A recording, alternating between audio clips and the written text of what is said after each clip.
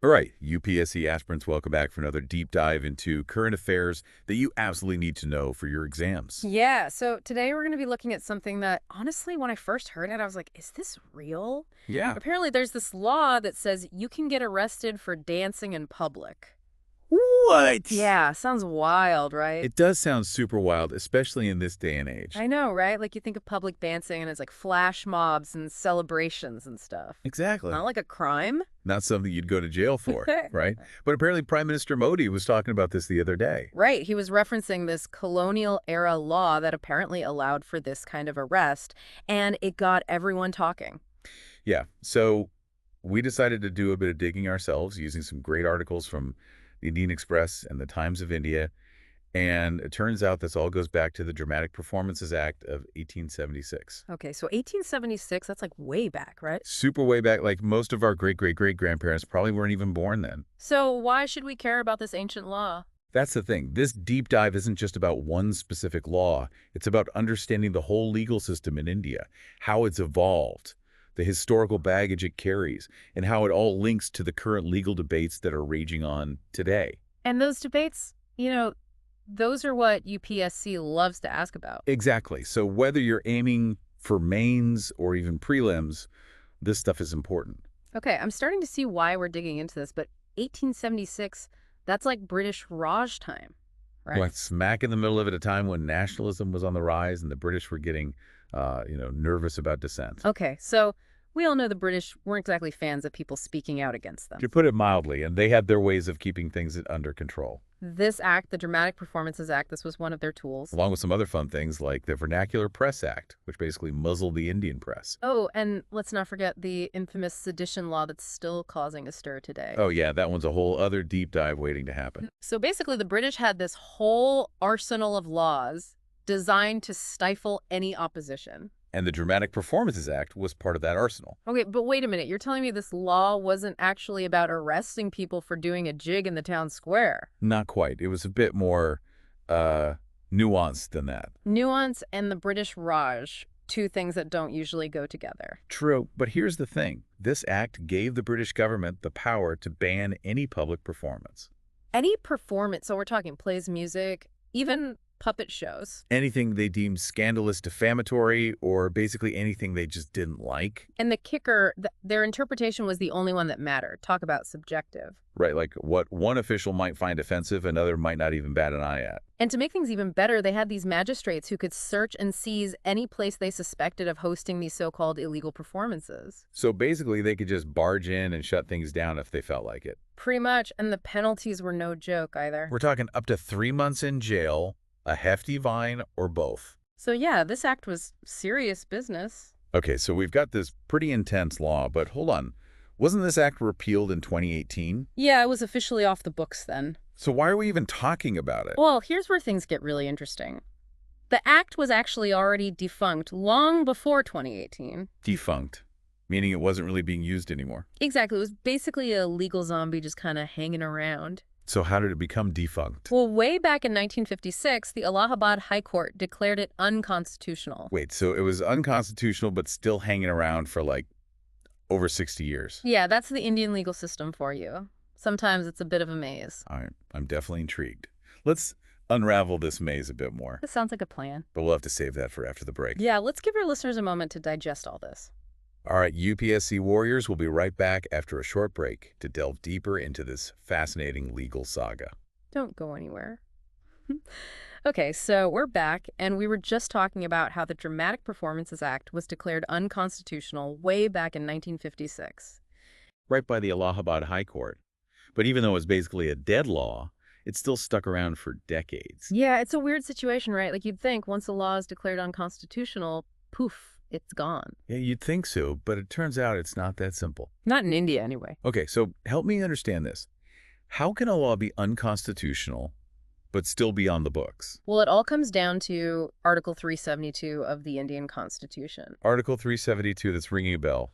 I know it's important for UPSC, but remind me what it's all about. Basically, Article 372 says that all laws that were in force when India became independent in 1947 they continue to be in force. Unless they are specifically repealed or amended by the parliament. Exactly. So this was meant to ensure a smooth transition, Right. avoid any legal chaos right after independence. Okay, that makes sense. I mean, imagine trying to create a whole new legal system for a huge country like India overnight. It would have been a logistical nightmare. Totally. So they kept the existing laws in place, but here's the catch. Not all those pre-independence laws were automatically considered constitutional. So they kind of had this legal limbo status. Yeah, exactly like the Dramatic Performances Act. It was just hanging around, even though the High Court had said it was no good. Okay, I'm starting to get it, but this whole situation seems kind of messy, doesn't it? It definitely highlights the need for constant vigilance, making sure that our laws are actually in line with the Constitution. Especially these colonial-era laws that were often designed to suppress rather than protect people's rights. Right, and that's where you, as UPSC aspirants, come in. You need to be able to analyze these laws critically. Not just memorize them, but really understand their context and their potential impact. Exactly. You got to see the bigger picture here, the dynamic relationship between history law and contemporary society. So let's look at another example of the sedition law we talked about earlier. Oh, yeah, that one's a classic example of a colonial law that's still causing a lot of controversy today. Because it's still being used, even though many people argue that it has no place in a democratic India.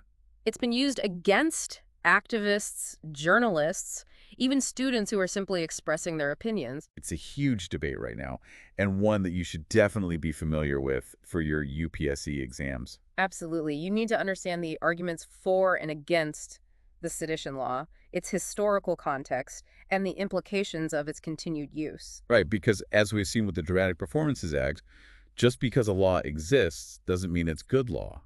And another example of the marital rape exception in the Indian Penal Code. That's another one that's been in the news a lot lately. Yeah, it basically says that a husband can't be charged with raping his wife if she's over 15 years old. So basically, a woman's consent doesn't matter if she's married. That's the gist of it, and it's been widely criticized for being discriminatory and violating women's rights. And it's yet another example of how colonial attitudes are still embedded in our legal system. It shows how important it is to scrutinize these old laws and really ask ourselves, do they reflect the values of modern India? I mean, who would have thought that a law about dancing could lead to such a deep discussion?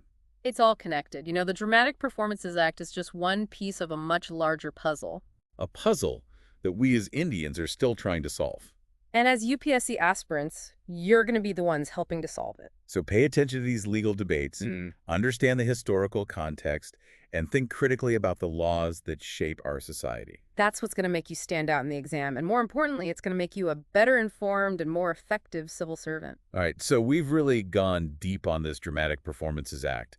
And I think it's safe to say it's a lot more significant than it might seem at first glance. It's a real testament to how much history can be packed into something that sounds so simple on the surface, like a law about dancing in public. Exactly. And for our UPSC aspirants out there, this episode has been a gold mine of insights. Absolutely. So let's just take a moment to recap the key takeaways. Okay, takeaway number 1, Article 372. Right. This article is super important because it explains how pre-independence laws are still in effect today. But with a big caveat. Right. They're not automatically assumed to be constitutional. And the Dramatic Performances Act is a perfect example. It got challenged in court and, boom, declared unconstitutional because it went against those fundamental rights we cherish. So knowing about Article 372 and how these challenges work, that's crucial for understanding India's legal landscape.